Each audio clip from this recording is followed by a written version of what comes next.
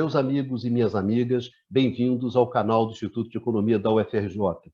Eu sou Ronaldo Bicalho e essa é a edição de número 33 do Conversas sobre o Mundo Contemporâneo, uma mesa redonda de professores do Instituto que debate os grandes temas contemporâneos.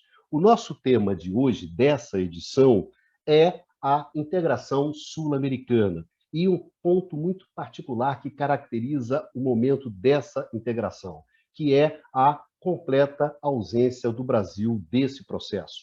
Um Brasil que sempre foi protagonismo dessa integração, que era sempre a grande locomotiva que puxava, na verdade, o trem da integração, hoje se encontra completamente ausente. É claro que isso tem grandes impactos sobre a integração, sobre esse processo, e é exatamente sobre esse tema que nós vamos conversar hoje com a nossa mesa tradicional, onde nós temos o professor Luiz Carlos Prado, o professor Eduardo Costa Pinto e os professores Numa Mazati e Eduardo Bacha.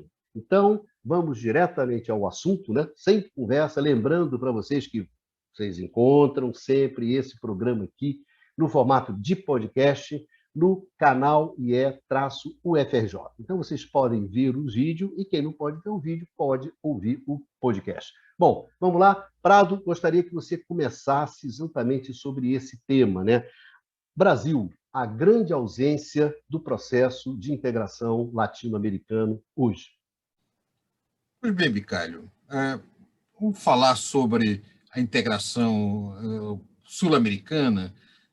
Neste momento, nós temos que chamar a atenção que a comemoração dos 30 anos do Tratado de Assunção, que cria o Mercosul, é agora, no dia 26 de março.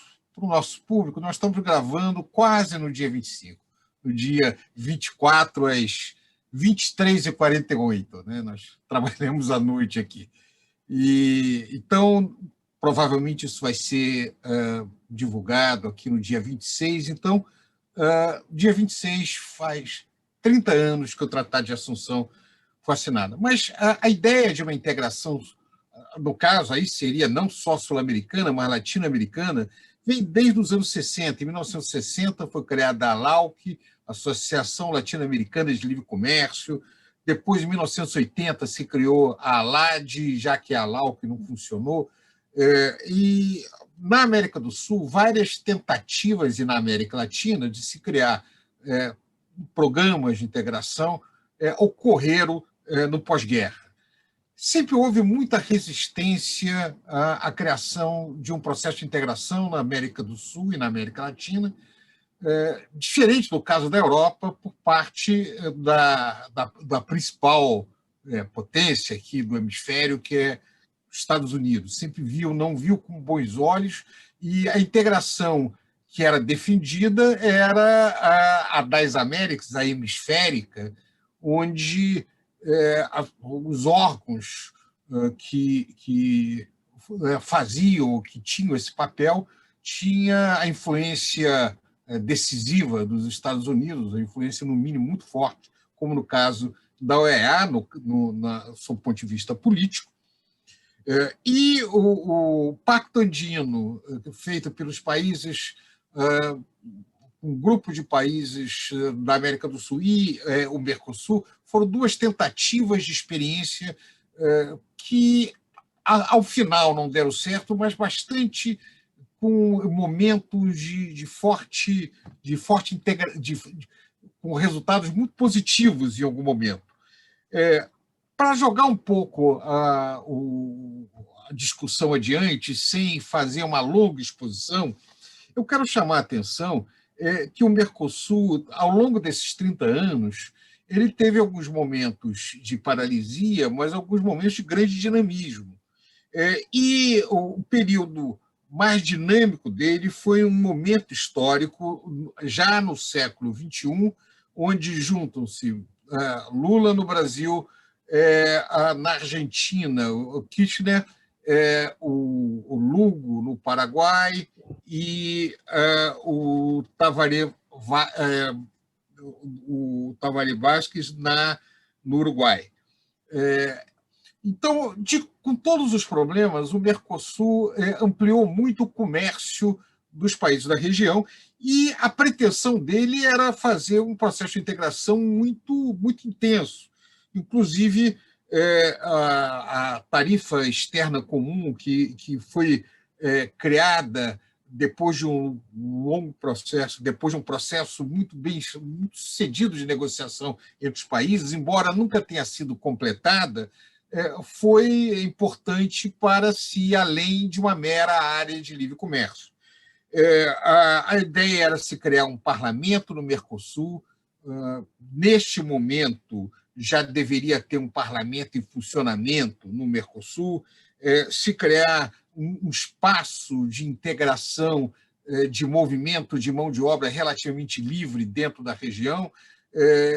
Havia, de alguma maneira, o Mercosul olhava a Europa, a Comunidade Econômica Europeia, esperava fazer alguma coisa que não era similar, mas de alguma maneira era inspirado naquele modelo. A ideia também era a aproximação do Pacto Andino e do Mercosul, e a criação do Unasul seria a consagração de uma esfera política, de coordenação política na América do Sul, quase como a criação de um outro continente, sob o ponto de vista geopolítico, que seria a América do Sul. Eu chamo a atenção que, neste momento, se todas essas instituições estivessem operando de maneira razoável, numa pandemia desse tamanho, seria uma oportunidade excepcional para uma negociação coletiva de vacinas, para uma atuação no momento complicado da relação entre os países, de maior grau de coordenação. E o fracasso do Mercosul está ligado não apenas às questões mais recentes de governos contrários a esse processo, mas também a uma série de dificuldades de efetivamente fazer com que os interesses dos povos da região convirjam. A dificuldade de fazer investimento para integrar as infraestruturas e vários problemas associados a isso.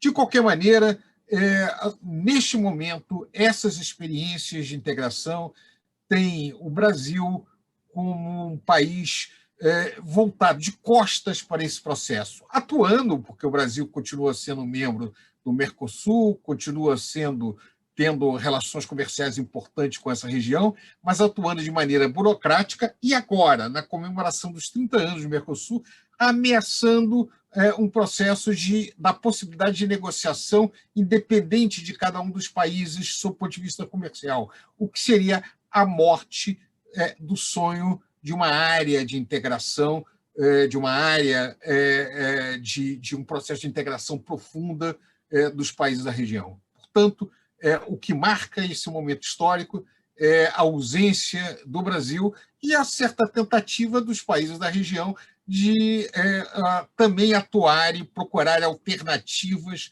para o fato de que a metade da América do Sul, a parte da colonização ibérica, está novamente de costa da colonização portuguesa, está novamente de costa para a outra metade de colonização espanhola do nosso continente. Numa, esses processos de integração são processos de idas e vindas, acertos e desacertos, mas o que caracteriza, no caso da América do Sul, é que o Brasil sempre, mesmo nessas idas e vindas, tinha um papel preponderante, né? Eu gostaria que você falasse um pouco sobre esse processo. O Brasil, de facto, é uma peça essencial no contexto latino-americano, em particular sul-americano, para pensar um processo de integração.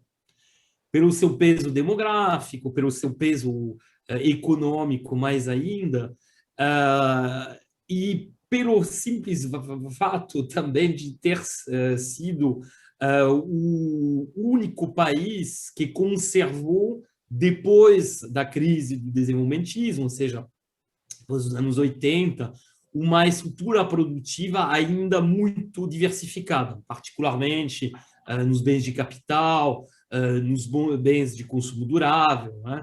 Então, por essa razão, pensar um processo de integração que seja comercial ou mais ainda produtivo, sem uma participação protagonista do Brasil, é quase impossível.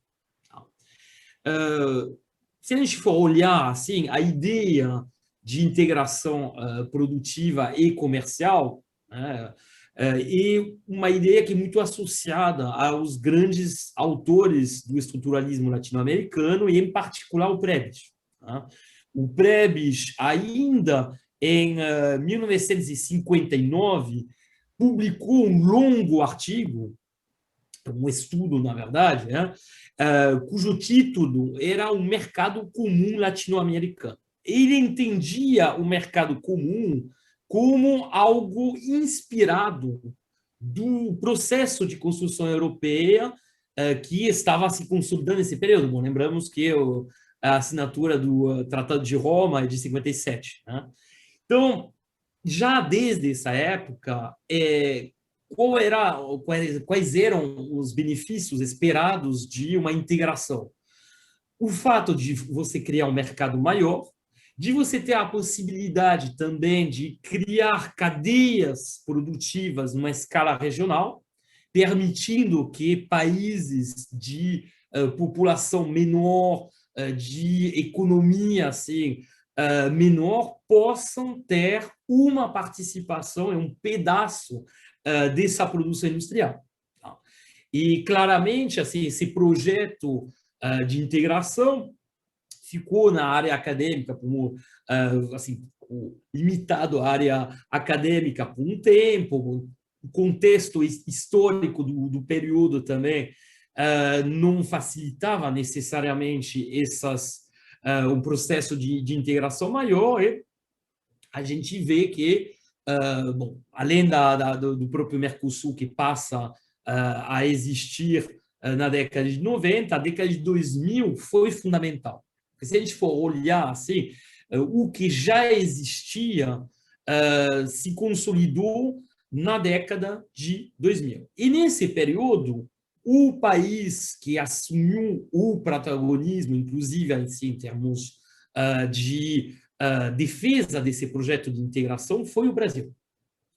Isso suscitou um grande entusiasmo em boa parte da América do Sul. Em particular, se a gente for olhar na Argentina, né? E a gente vê que o Brasil, de uma certa forma, passou a representar uma espécie de centro cíclico para a região e deveria, pelo menos, ter continuado a assumir esse papel, só que, de fato, no início da década de 2010, já essa situação mudou, evoluiu, inclusive, bom, nos últimos 5 anos, esse projeto de integração produtiva morreu. Os projetos de integração de forma geral, se a gente for olhar o caso da Unasul, acabaram. A Unasul literalmente acabou com a saída dos principais países, como foi colocado, na praia, hoje não existe mais a Unasul enquanto instituição atuante. E, nesse sentido, o que aconteceu no Brasil, junto com essa onda, vamos dizer, conservadora, que atingiu a América do Sul, explica esse acontecimento. Você tem, obviamente, um projeto político que não chegou a se consolidar como um projeto, como poderia colocar, unânime, vamos dizer, no espaço político. Isso, assim, a meu ver, depois a gente vai explorar mais isso, mas eu acho que tem muito a ver com questões geopolíticas. Um projeto de integração própria na região que não esteja vinculado aos Estados Unidos, colocando as coisas claramente, e, por definição, assim, algo que vai ser o provisório, o que vai ser vítima de muitos ataques. Eu acho que foi exatamente o que aconteceu. Você teve uma mudança no cenário político interno que gerou, assim, nos principais países, que gerou um afastamento desse projeto. E a própria, evolução, obviamente, da economia brasileira consolidou esse retrocesso em termos de projeto de integração. Bom, valeu, Numa. Dudu, o que você acha sobre esse tema? Vamos lá. Quais dimensões que se configuraram, e o ponto que acho que o Numa levantou dessa última discussão, que eu acho importante. Primeiro, você tem um avanço do que é o Mercosul, e depois todos os projetos e a institucionalidade que vão desde a discussão da ALBA e de outras instituições multilaterais que vão se configurando a partir de um projeto de integração sul-americana a partir dos anos 2000. E aqui eu acho que é importante ressaltar que o Numa levantou que é uma questão de geopolítica importante nesse processo, que, na verdade, a partir de 2001, principalmente, a região sai completamente, principalmente Brasil e Argentina, da ideia da proposição da ALCA. O Prado, inclusive, trabalhou nessas negociações e discussões. E, a partir desse momento, né, no contexto da melhora econômica da América Latina, dado o efeito China, acho que tem que ressaltar isso. Então, você tem um crescimento econômico nos vários países da região nos anos 2000. Associado a isso, a discussão, tá, do processo de integração, que já foi alertado aqui pelo Numa e pelo Baixa, que é um projeto antigo. Ou seja, em uma região periférica, com baixa capacidade de industrialização, com países pequenos, como é possível se integrar, se inserir nesse mercado mundial, tá? Para vários intérpretes, para vários analistas, era necessário formar um bloco, né? Formar uma coesão para que na disputa do mercado mundial, da forma de integração nessa economia mundial, você tivesse, ao mesmo tempo, capacidade de negociação para fora e, mais ainda, a integração como elemento fundamental para a criação de um mercado regional. Um mercado regional para um projeto que está vinculado à questão da industrialização. Tá?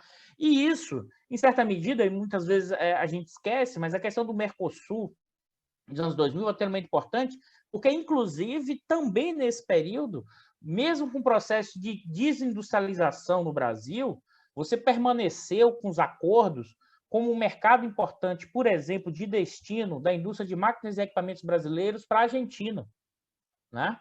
Ou seja, a integração, porque muitas vezes é colocada a ideia de integração como uma questão estrito sensu ideológica no sentido negativo do termo.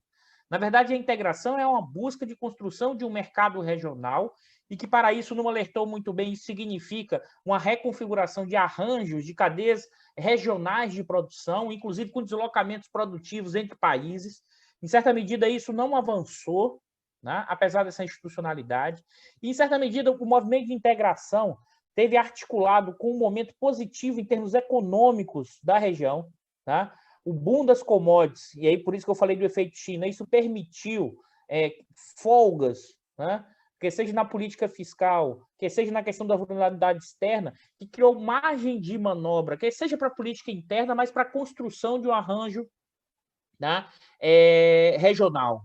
Agora, observe que o mesmo elemento que facilitou, em certa medida, essa folga, que é o efeito China e a maior conexão com a China, que seja pelas exportações de commodities para a China ou pelas importações de manufaturas da China, também foi embrião dessa instabilidade, dessa dificuldade. Por quê?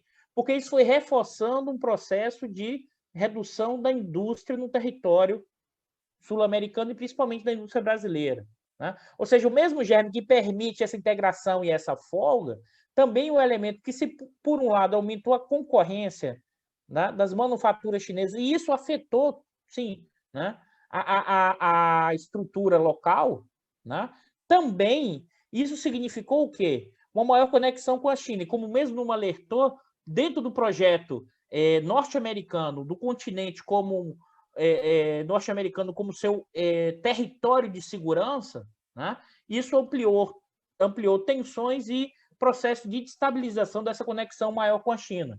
E aqui o outro elemento importante, para não posso perder mesmo nessa primeira questão, que é a questão das frações do bloco no poder, que é o seguinte: quando você reduz a capacidade desses segmentos industriais, e aí o Brasil principalmente, e no caso da Argentina, você vai sobrando estrutura produtiva mais especializada, que já é uma característica da América do Sul, e a integração econômica vai perdendo, inclusive, consistência, porque se eu estou me especializando para exportar, qual o sentido de integrar regionalmente se o peso da indústria vai perdendo força? Se cada vez mais eu vou me especializando em commodities para a China e perdendo a capilaridade industrial.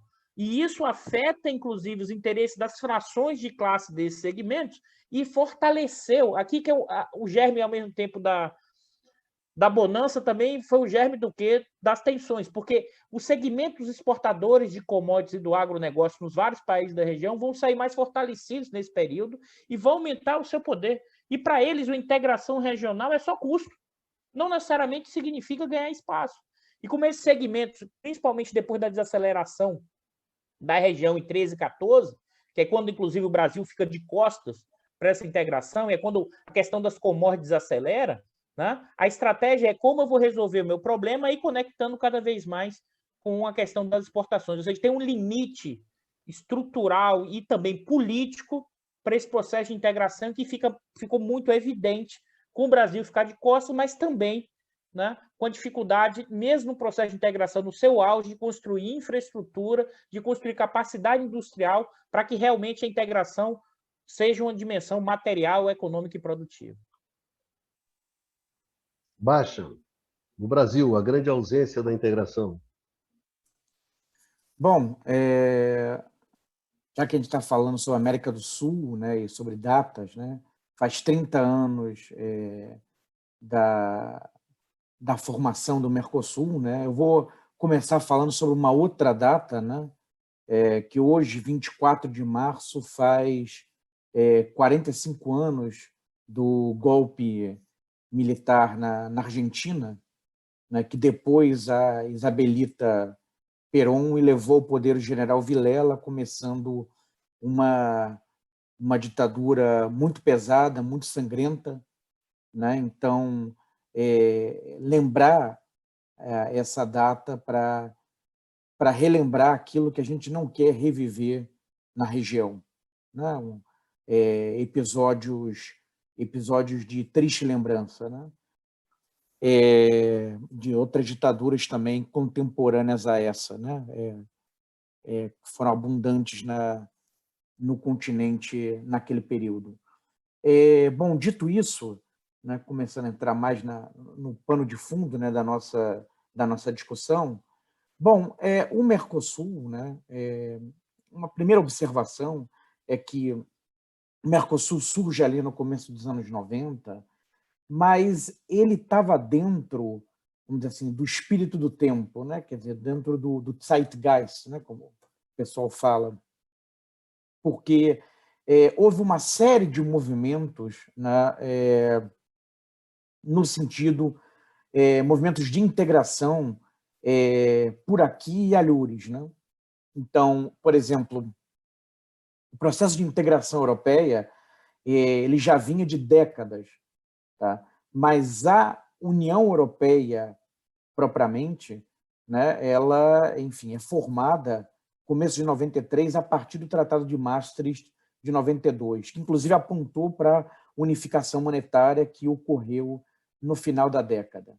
Ali também, na primeira metade dos anos 90, surge o NAFTA, né, o acordo ali do o acordo ali da América do Norte, né, envolvendo Estados Unidos, Canadá e México, né? E estava colocada na mesa, né, de discussões exatamente a formação da área de livre comércio das Américas, a ALCA, né, que era um projeto dos Estados Unidos, né? Então, quer dizer, a formação do Mercosul está dentro ali de movimentos que estavam ocorrendo naquele período, tá? Não é uma coisa absolutamente particular, né? está dentro ali do espírito do tempo, né, do Zeitgeist. Essa seria uma primeira observação. Uma segunda observação diz respeito a um elemento particular, né, da região, levando em conta esses últimos 30 anos. Né? Porque, na realidade, é interessante que, aparentemente, a região, do ponto de vista de orientação política e projeto econômico, parecia estar se movendo em ondas, né? Parecia estar se movendo em bloco. Nos anos 90, é a onda neoliberal. Por todo o continente, que houve governos que adotaram a cartilha neoliberal. Tá? Mas isso também não é exclusividade da América do Sul.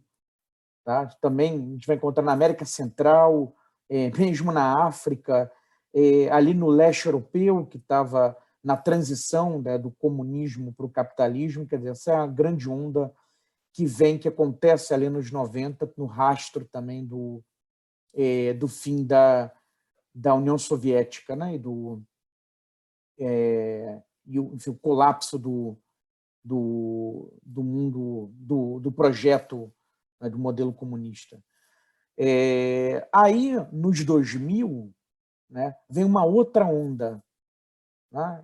Essa é a onda do pós-neoliberalismo, que alguns chamam de onda rosa, né? Pink Tide, um termo que se usa na literatura, em que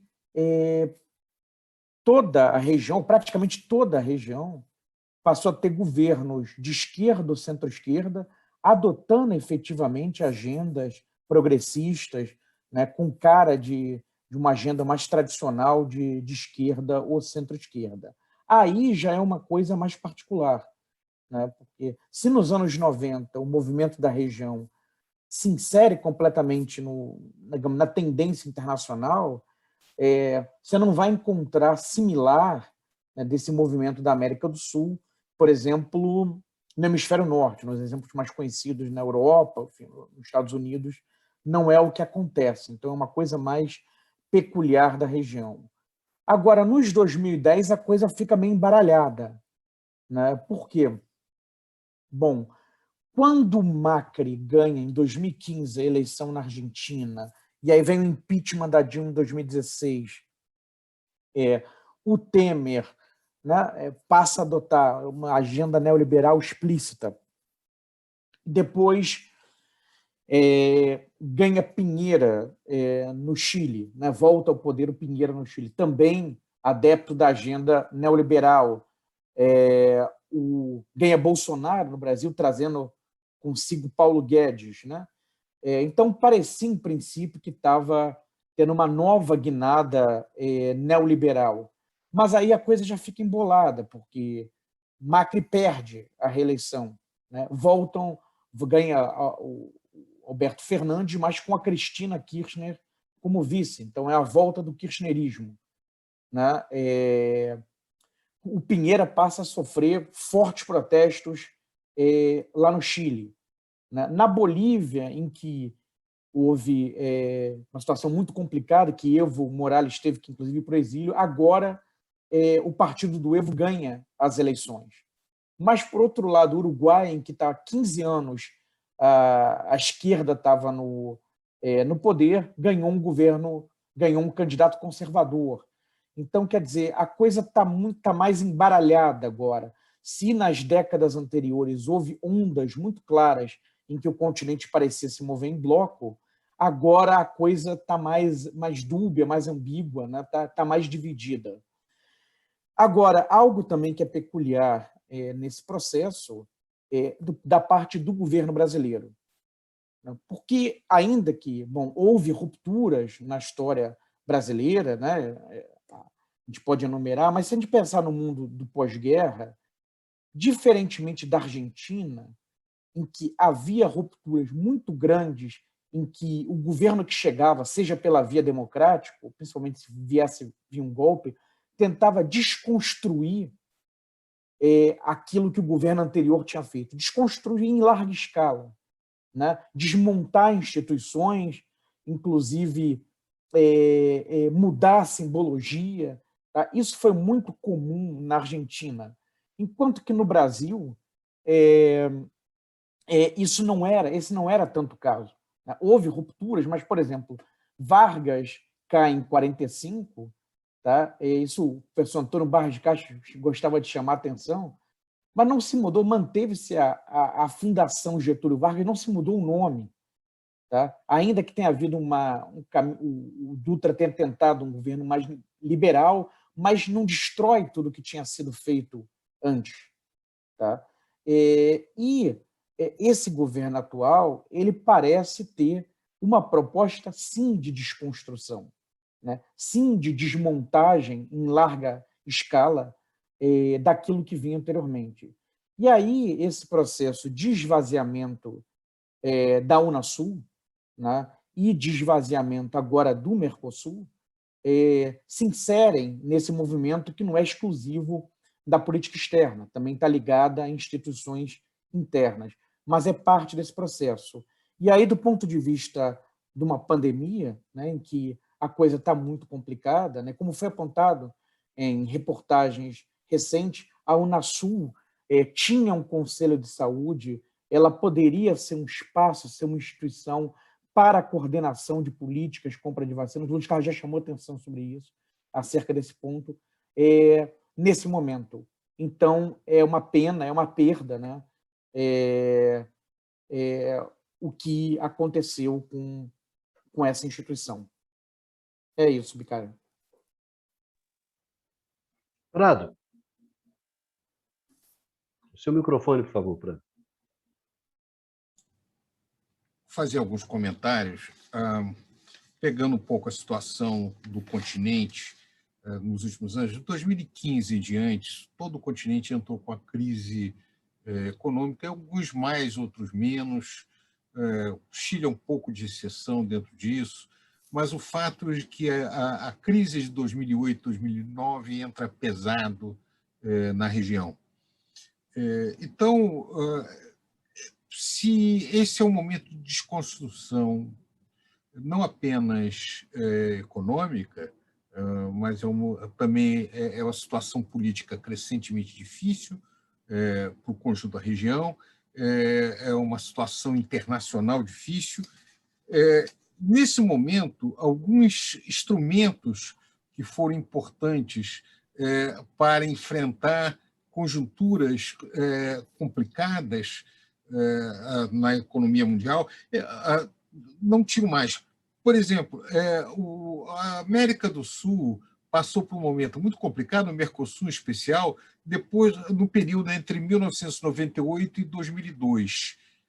Foi o efeito da desvalorização no Brasil, depois na crise da Argentina e todas as questões associadas aí. Mas em 2003, por exemplo, o que ficou conhecido como Consenso de Buenos Aires, que foi um acordo assinado em outubro de 2003, permitiu que o Brasil e a Argentina resistissem à proposta da ALCA, que era muito contrária aos interesses dos países da região, que oferecia muito pouco de acesso a mercado na área agrícola, que é onde o Brasil e a Argentina podiam entrar de maneira mais pesada nos Estados Unidos, e em tecnologias intensivas em mão de obra, que é, mais uma vez, onde havia alguma vantagem comparativa, e abria o mercado da região para uma entrada mais intensa de produtos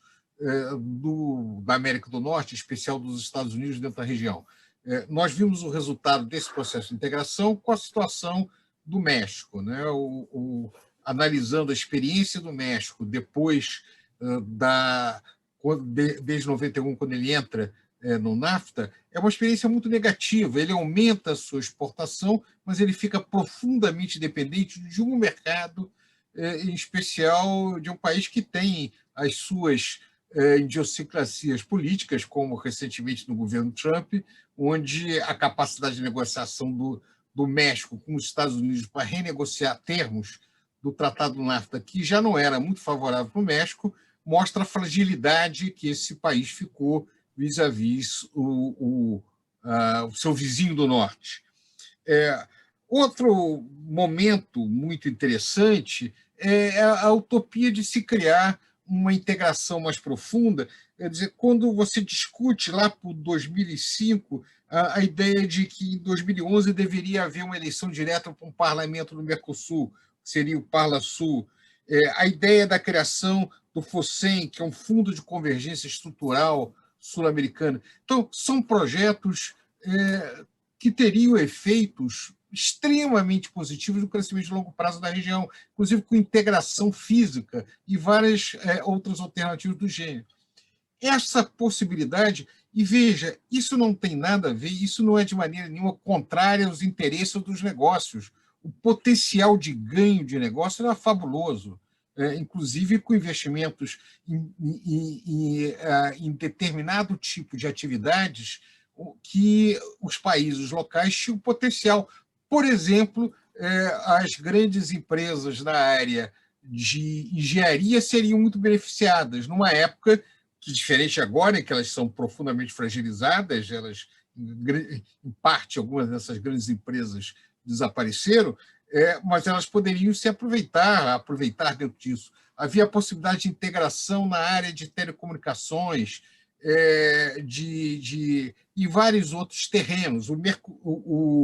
O Brasil ainda não tinha chegado às descobertas do pré-sal, que poderiam alavancar ainda mais o investimento da região. Então, esses espaços desapareceram. Voltando agora para o período recente, o que nós estamos vivendo atualmente? Né? A redução dramática de demanda, dificuldades pelo lado da oferta também dos países. A gente já discutiu algumas vezes os problemas ligados à natureza dessa crise trazida pela pandemia, mas no caso da América do Sul, pela primeira vez, os bancos centrais da região aumentaram a liquidez e reduziram a taxa de juros de maneira até bastante agressiva. O Brasil foi um caso, mas outros países da região também deram liquidez para suas economias. Agora, isso que poderia ser muito positivo em outros momentos históricos, agora não adianta muito. O Brasil, de certa maneira, sob pressão da oposição, conseguiu fazer um volume de transferência razoável para a sua população em 2020, que fez com que a queda esperada do seu PIB fosse menor do que estava projetado, mas outros países da região não conseguiram um resultado similar.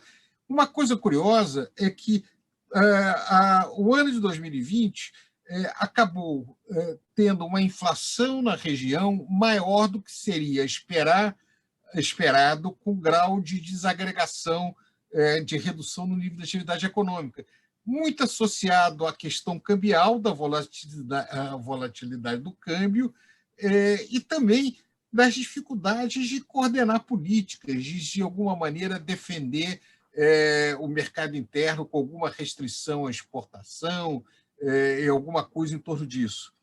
Ou seja, a situação atual tem sido caracterizada por muita falta de coordenação, no momento que o mundo está muito descoordenado também. Dentro disso, eu chamo a atenção que, por outro lado, nós vimos alguns movimentos positivos na América do Sul. A Argentina tentando encontrar alguns outros caminhos, com todas as dificuldades. A Argentina, junto com... tem uma inflação muito acima da média dos países da região. Isso tem a ver com problemas tradicionais de balanço de pagamento na Argentina, que são muito graves.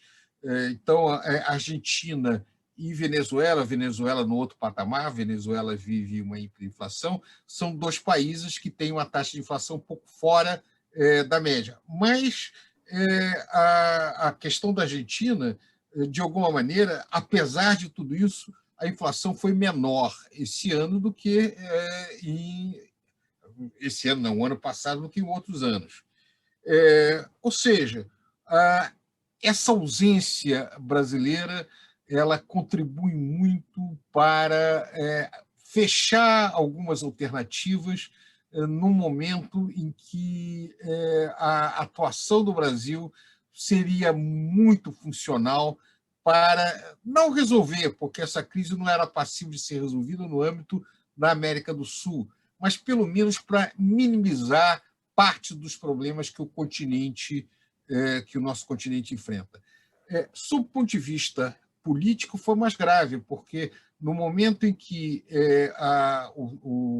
os Estados Unidos teve um governo também muito fora do tradicional, com um governo de ultradireita, também a América do Sul ficou sem a capacidade de um mínimo de coordenação para, de alguma maneira, defender determinados interesses específicos, embora que, no caso da relação política dos Estados Unidos e América do Sul, nesse período, houve uma certa negligenciamento, não havia grandes interesses econômicos, a não ser, especificamente no nosso caso, com a questão do petróleo, mas não havia um grande interesse específico para a região da América do Sul. E agora, na saída da crise, é mais grave ainda. Uma coisa seria uma saída da crise criando sinergias para os países da região. Outra coisa é uma saída da crise, cada país da região olhar para o seu próprio umbigo. E ainda com risco de maior desintegração se o Brasil caminhar para um lado, a Argentina para outro, e a Colômbia, Peru, Chile, com seus problemas políticos e econômicos, também procurarem saídas individuais, abandonando o potencial de integração da região. Dudu Costa Pinto, eu queria colocar uma questão para você, porque que é a seguinte, um pouco em cima da questão do Baixa, dessas ondas, né? Muitas vezes, quando você fala sobre a questão brasileira, você fala que você teve um movimento muito grande de incorporação de determinadas camadas da população brasileira, estava fora do consumo, etc., que é incorporada, e as dificuldades que você tem de fazer, não, agora vocês voltam lá para baixo e está tudo certo, né? Digamos que você teria tido movimentos movimentos importantes, estruturais, e que esse retorno, essa desincorporação, não seria uma coisa muito fácil de ser feita. O que eu pergunto é o seguinte, quando a gente olha a América Latina, né, e você teve um período no qual ocorreu essa incorporação em vários países, em função das commodities, enfim, por várias razões, mas você teve essa incorporação e agora você simplesmente coloca que não, agora você teve um período de governos liberais, né? De alguns momentos, a vitória do Macri, como o Bastian colocou, a vitória do Pinheira, uma série desses movimentos, e, no entanto, o que a gente observa, a começar lá com o Obrador, né, que foi, digamos assim, desse setor mais progressista, foi o primeiro a chegar ao poder nesse refluxo, nessa resposta aos neoliberais, depois você tem o Fernandes, e chama a atenção que tudo isso aconteceu antes da pandemia, tá certo?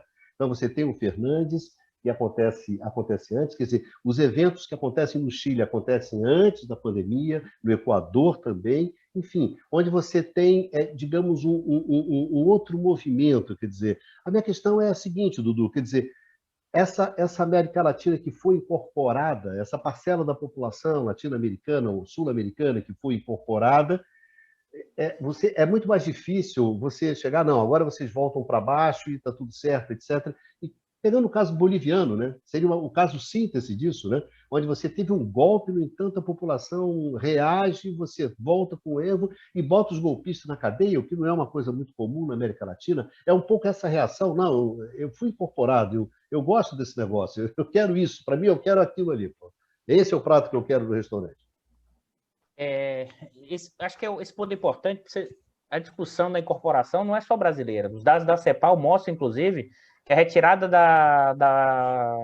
de uma população enorme do contingente de pobreza absoluta, isso vai acontecer de forma generalizada, sobretudo na América do Sul. E aí tem uma diferença no caso mexicano e da América Central, Bicalho, porque como dinamismo econômico, o efeito China não gerou o potencial da América Central e do México para esse crescimento econômico, a melhora distributiva, essa incorporação que vai pelo aumento da renda e pelo aumento do consumo e também pelo próprio efetivo, isso sim, para mim, gera uma mudança, uma configuração de placas tectônicas importantes. Foi possível, em certa medida, com graus diferentes, por isso que alguns vão chamar, como o Basti falou, de pós-neoliberalismo, ou não, porque não tem uma ruptura com o neoliberalismo, mas também não é o neoliberalismo puro. Ao mesmo tempo, foi possível, em certa medida, algumas conciliações, alguns processos, dada a folga externa, dado que foi efeito China, e eu quero reforçar isso, dado que foi o aumento dos preços das commodities, que é a principal fonte de riqueza ainda da região, importantíssimo na dinâmica, né? Sua importância no mercado mundial, que vai do petróleo, mas vai também do cobre no Chile, ou seja, do gás na Bolívia. Se você olhar, as grandes fontes de geração de riqueza, inclusive de exportação, estão associadas à questão da indústria intensiva em recursos naturais.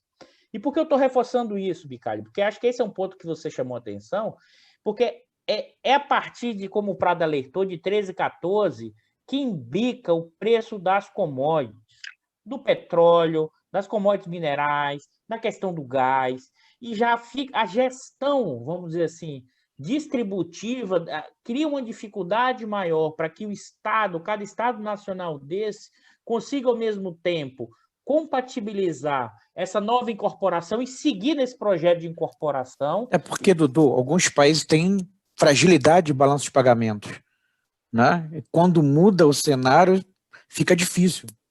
Isso, mas é exatamente isso, Baixa. Com essa vulnerabilidade da balança de pagamentos, você tem, para alguns países menores, um impacto direto na demanda agregada, os países menores, e tem impactos de vulnerabilidade externa. Então, você reduz o grau de possibilidade de política de demanda efetiva e de política de gestão do conflito distributivo. Porque o que acontece? É que isso que eu estou trazendo da minha primeira fala. O germe é o seguinte, olha, na hora que você conseguiu crescer, mas o crescimento foi muito assentado na indústria intensiva de commodities, aumentou o poder desses segmentos. Na hora que o ciclo diminui, esse segmento está forte. E qual foi a estratégia? A estratégia é, eu vou, em certa medida, como é que eu reconfiguro essa nova, a partir do Estado, essa nova gestão, dessa distributiva desse processo. A tentativa, em parte dela, aí que o Bicalho alertou, na lógica liberal, é botar o pessoal de volta. É tipo assim, ó, não cabe todo mundo. Então, aumenta as tensões sociais. E aí, lembrando até o que você falou, Baixa, da questão do que a gente tem que sempre ter isso em mente, as ditaduras militares na América do Sul, elas estão associadas a uma questão exatamente dessas tensões, da dificuldade de você resolver esses conflitos entre capital e trabalho e esse conflito distributivo.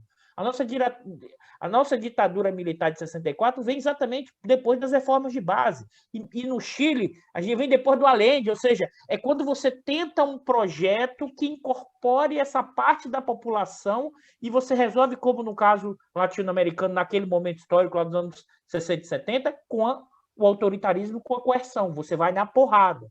O que a gente viu, acho que nesse cenário, é o seguinte: commodities piora a situação distributiva, só que você incorporou. Né? Então, isso é interessante porque, e aí você nem falou dele, mas eu lembrei também, Baixa, essa série de impeachments é com Lugo em 12 já. Né? E isso vai em sequência. E como isso vai em sequência, você coloca no lugar, e aí qual a alternativa que se coloca? O liberal. Só que esse liberal, que como o Prado alertou, completamente diferente fora do mundo, porque o mundo não está nesse... Diga, Baixa.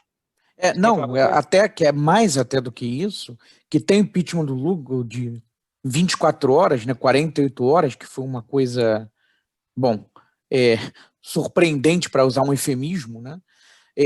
Mas o Lula é colocado na cadeia. O Evo tem que ir para o exílio.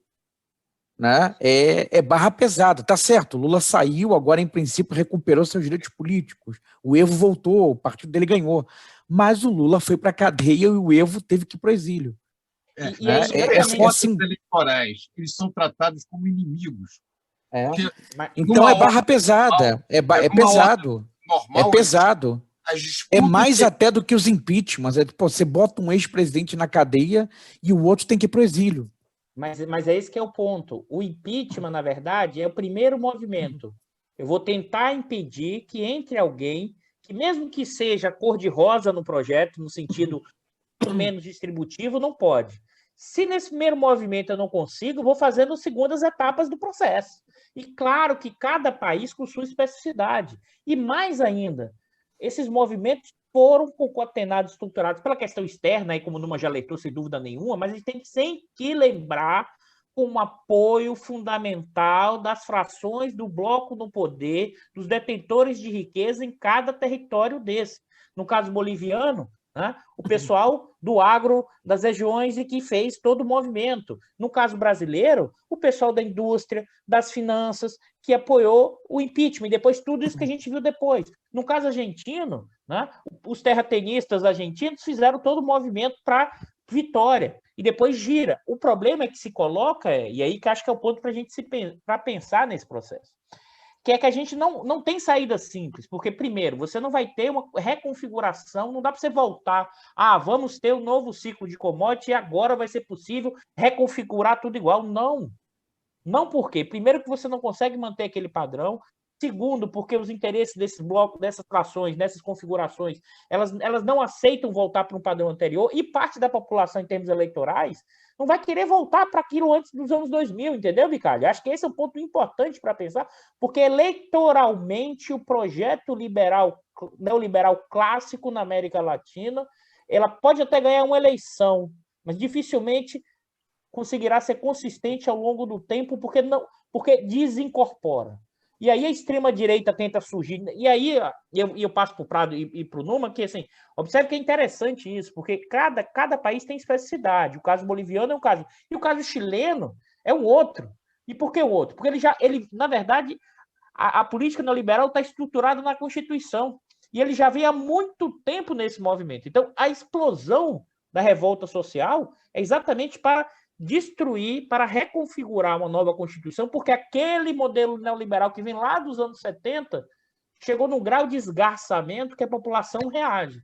Acho que esse é o cenário que a gente pode pensar, a dimensão econômica, política, dos interesses das frações do bloco no poder interno, que se expressa hoje por uma tentativa de política neoliberal, mas a dificuldade política de manter isso.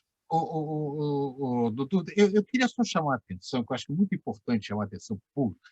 Quando você fala onda rosa, alguma coisa do gênero, parece que esses governos tinham uma forte agenda de criar algum tipo de sociedade socialista na região. Nada disso. Todos os casos, a Venezuela é um caso um pouco diferente, mas era uma agenda de reformas, de fazer alguma transferência de renda de populações que tradicionalmente eram extremamente pouco aquinhoadas sobre o ponto de vista da riqueza do país. Nós temos que lembrar que a América do Sul é uma das regiões mais desiguais do mundo. Então, aquilo que, olhando sob perspectiva de qualquer país industrial avançado, seria algumas reformas marginalmente social-democratas, você criar um mínimo de renda para aquela pessoa absolutamente destruída, fazer investimentos na área de saúde, na área de educação, é visto na região como se fosse uma ameaça a uma determinada ordem pré-existente. É muito pouco, o que mostra a extrema dificuldade para as elites dessa região de aceitarem de que esse grau de distância entre os mais ricos e os mais pobres dentro da região não é compatível com uma ordem democrática estável e continuada. E, portanto, ao resistir a uma tentativa de melhoria de distribuição de renda, isso toma forma de derrubada, de troca de regime, de mudanças de governo ou de desestabilização da sociedade e da economia doméstica. Eu queria fazer uma observação, Luiz Carlos, sobre o que você falou, que é verdade que eles não tinham uma agenda de ruptura, né? E é claro que aqui tem que olhar caso a caso, né? Existem especificidades, idiosincrasias nos diferentes países e nos diferentes governos. Continua o dólar como moeda, dolarizado, só para pegar. Sim. O Equador, que foi colocado como se fosse um governo muito à esquerda, manteve o dólar como sua moeda doméstica. O governo do Lula é um governo de conciliação. Não é um governo de choque, né? O setor financeiro ganha bastante, vai bem no período. Reforma da Previdência, várias coisas. Faz uma reforma da Previdência logo no começo, em 2003. Então, manteve o regime macroeconômico herdado do Fernando Henrique. Então, não são grandes rupturas nesse sentido, não são radicais. Mas o que é importante, o que eu tinha chamado a atenção na minha observação, na minha fala anterior, é que, comparativamente, por exemplo, a partir dos análogos, vamos pensar no caso europeu, né, de centro-esquerda, que chegam ao poder ali no final dos anos 90, anos 2000, a gente percebe uma diferença. Tá? Esses partidos que foram fortemente neoliberalizados não apresentam nada. Né? Na verdade, inclusive, tocam a agenda neoliberal. Né? A reforma do mercado de trabalho na Alemanha, quem vai tocar são social-democratas, né? Não é a democracia cristã. O novo trabalhismo, que a gente conversou na semana passada, no Reino Unido também vai mudar uma coisa ou outra lá em relação aos conservadores, não é uma mudança sistemática. Mais adiante, o Partido Socialista na França, com Hollande, já mais nos 2010, também tenta alguma mudança no começo, depois faz agenda, quer fazer reforma também de mercado de trabalho, etc. Tanto que o Hollande nem se candidata à reeleição porque ele ia sofrer, a popularidade dele era baixíssima, ele ia sofrer uma derrota vexatória. Então, comparativamente a esse exemplo, por exemplo, e mesmo Obama, né, o Partido Democrata, você vê que o Partido Democrata é mais complicado, não tem exatamente uma tradição de esquerda. Mas, então, a gente tem uma coisa mais genuína, digamos assim, nesses partidos de centro-esquerda e de esquerda da América do Sul, nos 2000, nesse chamado pós-neoliberalismo, do que os seus análogos, em particular na Europa Ocidental. Tá? Agora, de fato, insistindo no ponto, não é ruptura, não era projeto socialista, um projeto de uma nova sociedade e de choque de classes, conflito em larga escala, nada disso. Era, em boa medida, eram políticas acomodatícias, né? Distribuindo um pouquinho, aproveitando esse bilhete premiado do boom de commodities e distribuindo um pouco mais para a população, dando acesso, pelo menos, ao consumo, né? A bens de consumo e serviços que a parte da população mais pobre não tinha acesso anteriormente. Mas não é ruptura. Eu queria chamar só para... Mas, Prado, eu gostaria de só fazer um pequeno comentário sobre essa questão que você colocou e também do baixo. Mas, apesar disso que vocês colocam, quer dizer, são todos governos marcados por tensões. Durante todo o tempo há uma tensão. Quer dizer, o governo Lula é marcado durante todo o tempo por tensões. O mensalão é de 2005, certo? Já em 2004 você já tem essas pressões sobre o governo. Quer dizer, isso você observa também no governo da Cristina, primeiro do Nestor, depois da Cristina Kirchner. Tem o choque com o agro no final, em 2008, eu acho. Você observa isso no Brasil, você observa isso na Argentina, você observa isso no Uruguai. Evidentemente que você observa isso muito forte no Paraguai, que acaba com a saída do Lugo. Você observa isso também na Bolívia, você observa isso também no Equador, embora esses governos... Na Venezuela, mas aí é um governo mais de choque mesmo. Tudo bem, Venezuela, o Chávez é mais choque. Nesses governos, embora não houvesse ali propostas de mudanças radicais, como chamou a atenção o Prado, né? Na verdade, é mais para rosa do que para vermelho, né? Uma da rosa, sei lá se você chama isso. Mas, no entanto, havia uma resistência significativa por parte das elites, mesmo a essa incorporação bastante controlada, sem ser agressiva, etc. Né? Não se tratava aqui, digamos assim, Prado, do discurso da central do Jango, né? Colocando nesses termos, assim, das reformas de base. Ponto, Bicalho. quando você compara com os partidos social-democratas europeus, entre 47 e 73, eles alteraram profundamente, fizeram um avanço profundo no estado de bem-estar social na Europa. A nossa substituição de importações na América do Sul e na América Latina em geral, onde houve México, Brasil, Argentina, etc., não foi acompanhado com algum processo de distribuição de renda. Aliás, muito pelo contrário. Né? Mas é isso que, hein, Prado, acho que, talvez esse seja um ponto importante que o pessoal destaca pouco na América Latina, é que essa distribuição de renda talvez tenha sido, em termos, não que mudou a estrutura produtiva, ou seja, mas a distribuição de renda e corporação na América Latina como um todo, talvez seja uma das maiores históricas desde a formação das nossas independências da estrutura das elites.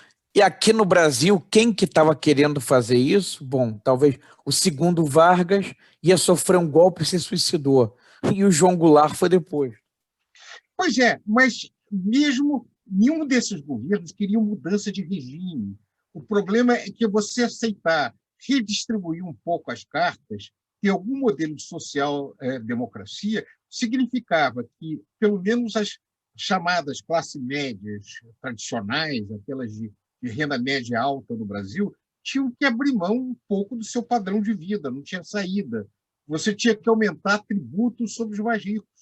E a agenda que se apresentava é uma agenda ao contrário. Você pega agora, no meio da pandemia, você fala cortar salários de funcionários públicos, você corta salários de trabalhadores, direitos de trabalhadores, mas ninguém fala em aumentar impostos sobre os mais ricos, aumentar imposto de renda, ou fazer imposto sobre transações financeiras. Isso nem se coloca.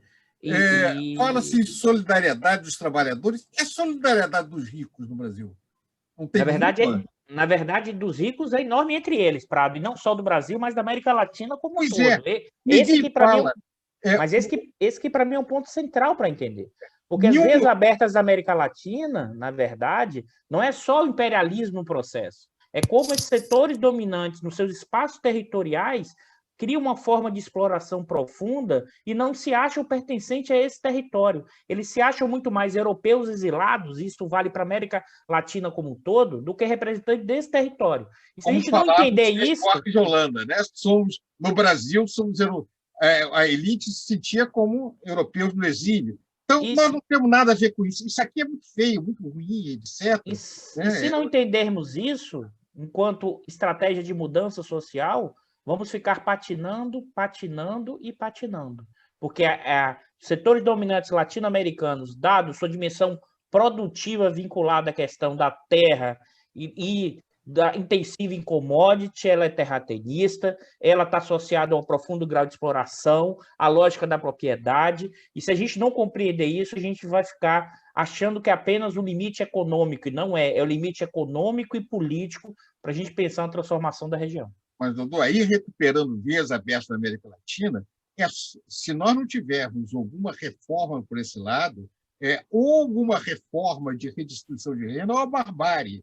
Quer dizer, o custo de se manter a atual estrutura de distribuição de renda em países como o Brasil e outros países da região, isso só é possível com uma política de barbárie, com uma política de opressão. A gente já vive isso, Prado, há muito tempo. Claro. A sociedade latino-americana, por isso que as vias abertas.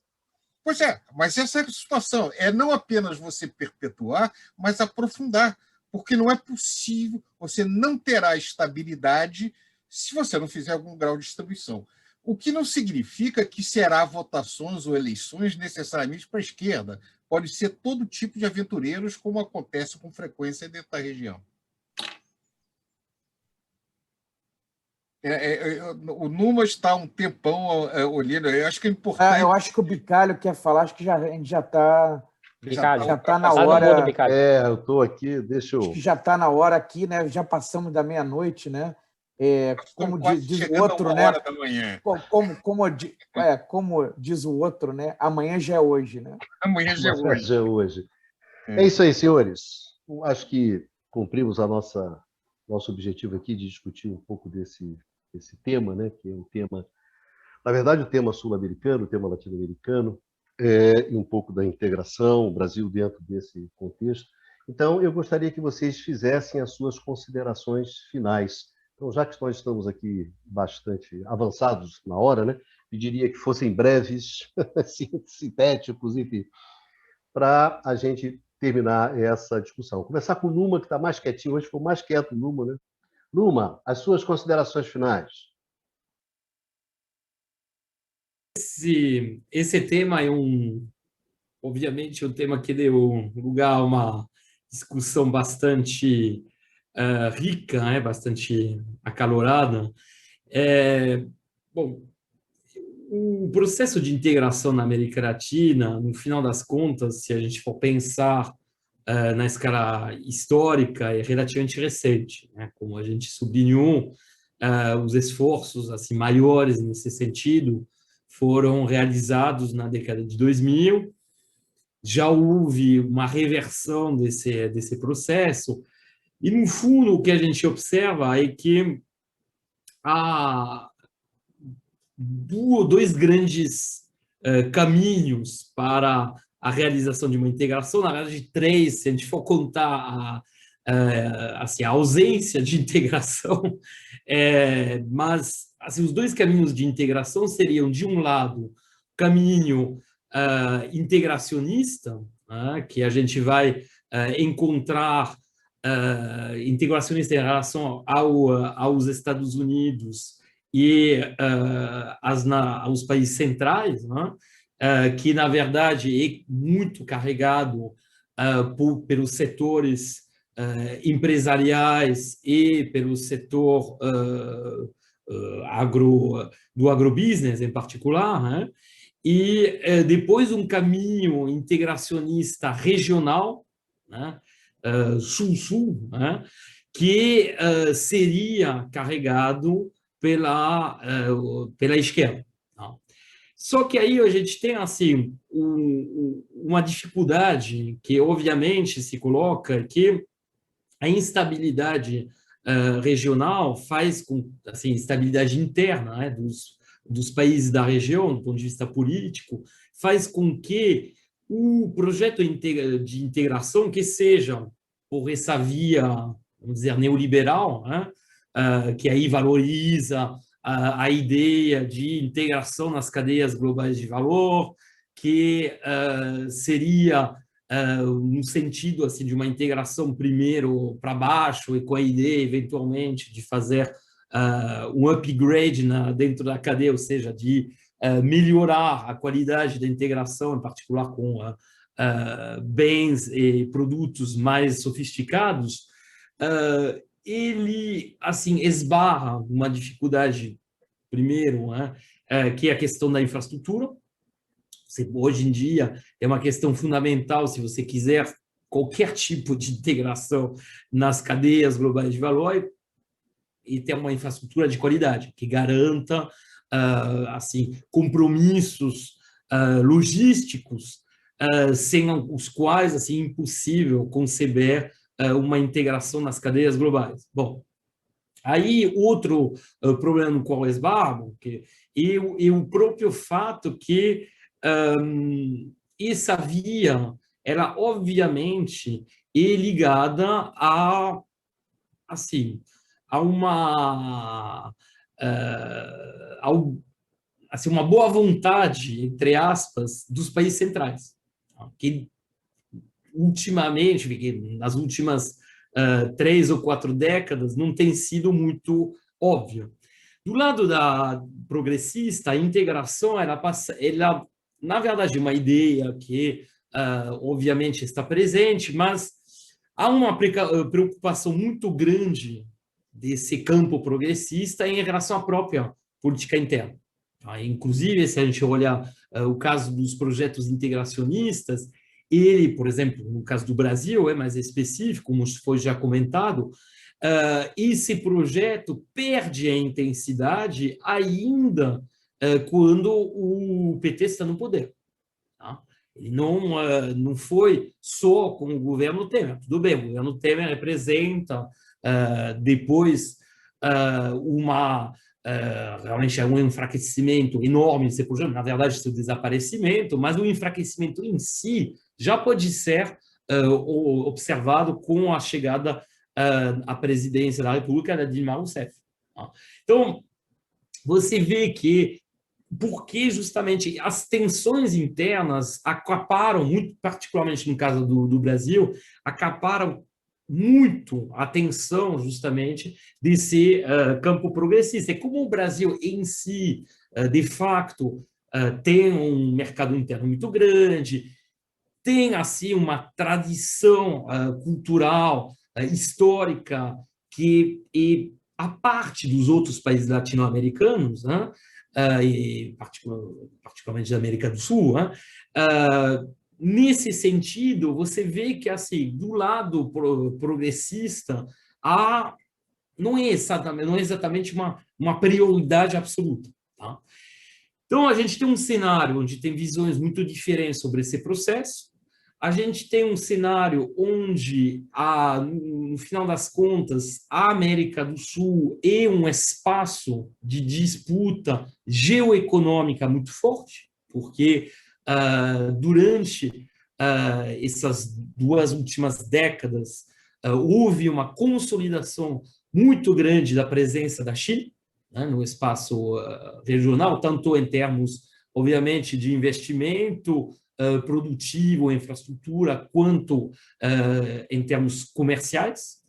E isso, obviamente, tem despertado uma reação forte por parte dos Estados Unidos, né, considerando a região um pouco, tradicionalmente, como um quintal, né, deles. Esse déficit de atenção, provavelmente, e a reação americana se juntando com as resistências internas por parte de grupos, particularmente ligados ao setor empresarial, ao agrobusiness, tem, assim, provocado uma reação em cadeia com a queda, assim, quase simultânea dos governos progressistas da América do Sul. Então, a gente vê que a dimensão interna e a dimensão geopolítica, geoeconômica se juntam, né, para enfraquecer esse processo e para impedir que ele se torne um elemento, vamos dizer,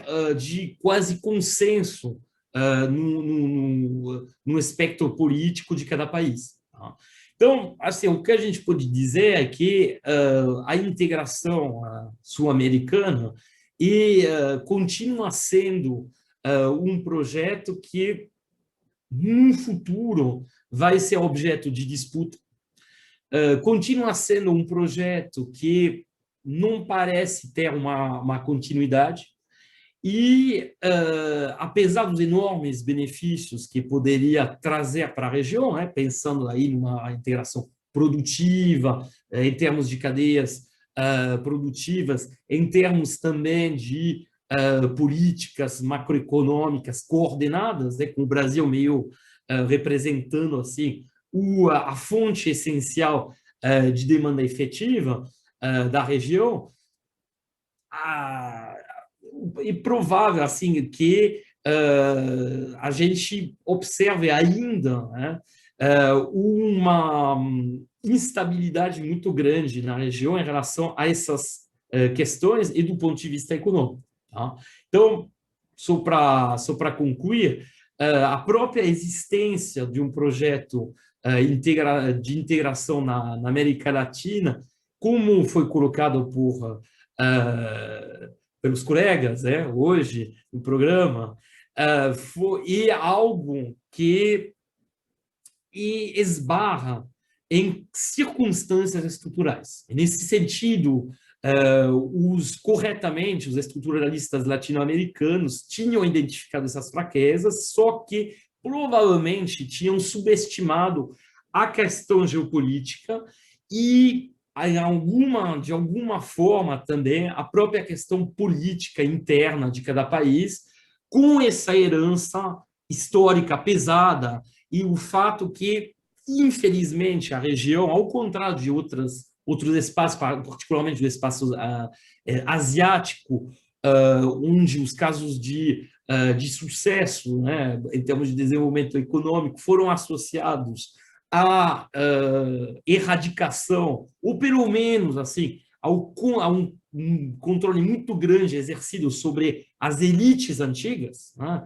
Essas elites, particularmente proprietários de terra, que, bom, acabaram gerando também as elites industriais, né? Porque, se a gente for olhar no caso regional, a gente observa claramente que há uma grande permeabilidade entre os dois universos, né? Que a ideia de uma burguesia nacional tão exaltada por muitos analistas não deixa de ser algo ilusório. Tá?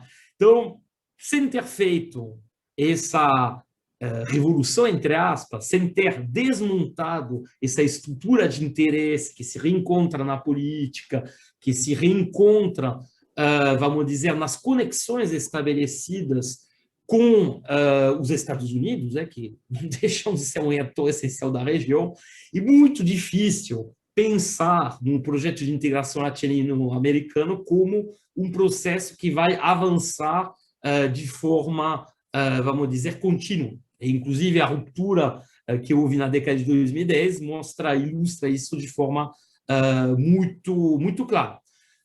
Só para encerrar mesmo, não é para desistir. Tá? A gente vê que, do ponto de vista político, na região já houve algumas mudanças recentes, né?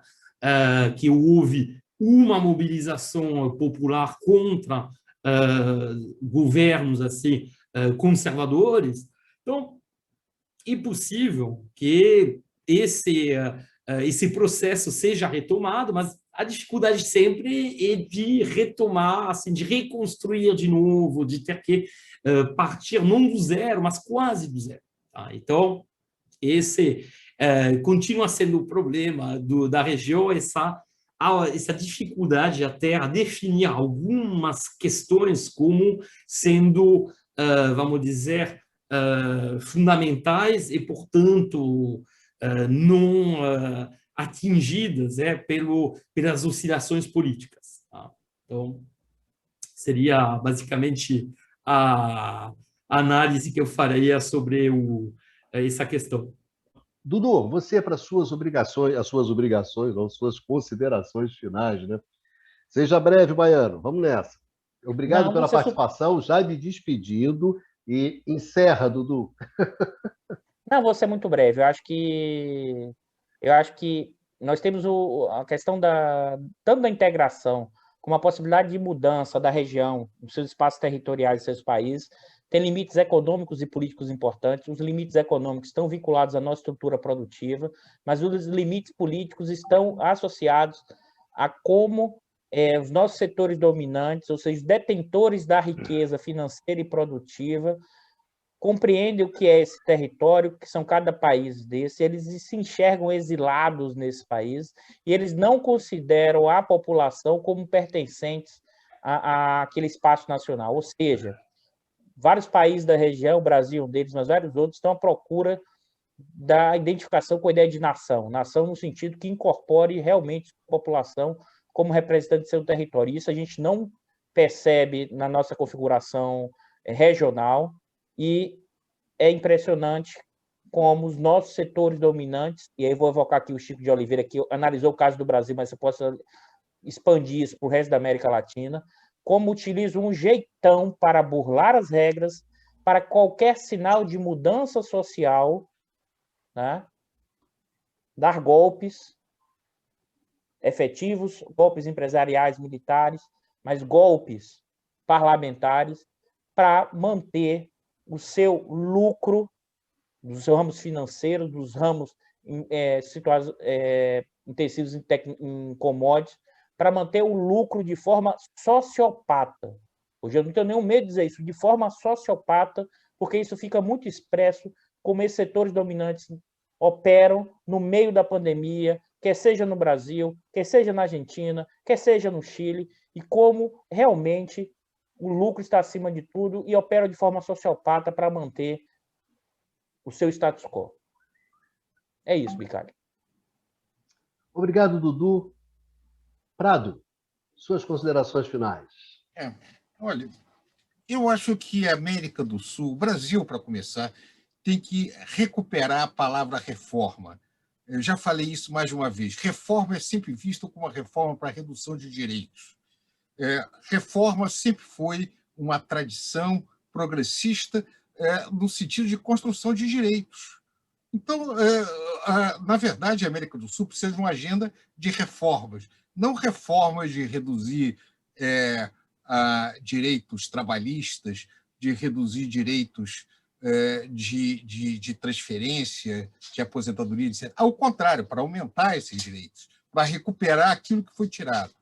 E também buscar formas de financiamento nisso, tributando quem pode ser tributado, que são os mais ricos. A fronteira de expansão de negócios que vão fazer com que os empresários, as grandes empresas, os mais ricos possam ganhar dinheiro, ter retorno para o seu investimento, passa também pela integração da região, passa também pela melhoria da capacidade de renda da região.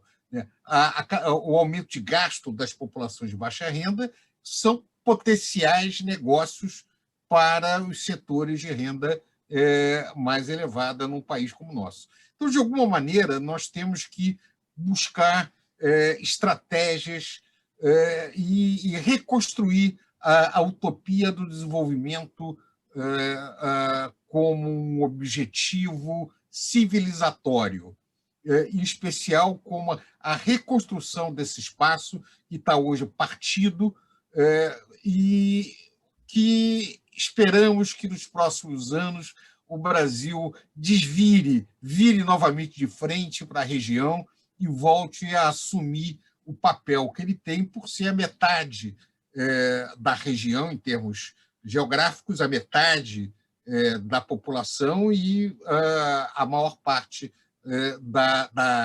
do produto da região. Então, isso é muito mais esperança do que uma análise, mas aqui é uma conversa que nós fazemos, esperamos de que, de alguma forma, nós podemos encontrar caminhos para redefinir